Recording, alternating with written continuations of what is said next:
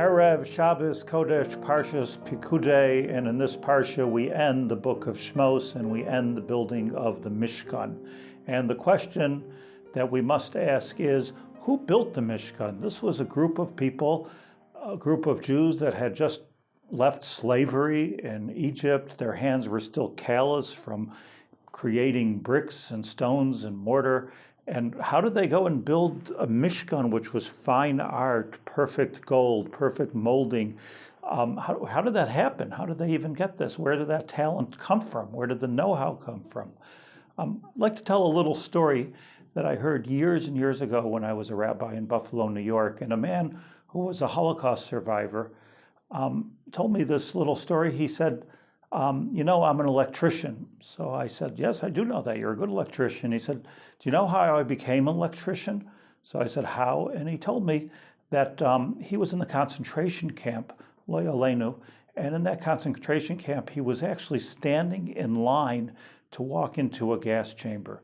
And as he was standing in line and he was saying the Shema, a Nazi officer came and screamed out to the entire group, is there an electrician in the line?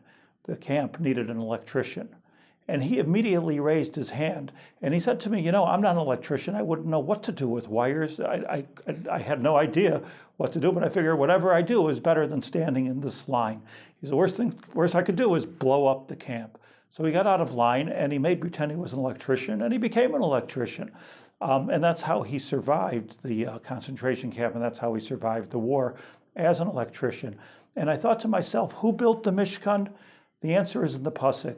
Kol ish v'isha me'Yisrael, asher nisa'o libo, asher nadva rucho, anyone whose heart uplifted them, anyone who had the urge, anyone who had the benevolence to want to give themselves over to the work of God, they stood up, they came forward, and they built the Mishkan. The lesson for us is that we don't wait till we have the talent and then we decide how are we going to use that talent to save the world, to help the world, to help other people. We make a decision deep, deep within ourselves that we want to help the world that we live in. And you know what? God will give us all of the talents and all of the help and all of the energy that we need. The parsha ends, Chazak, Chazak, v'nis chazek. May we all have this chizuk. Shabbat Shalom u'mevarach.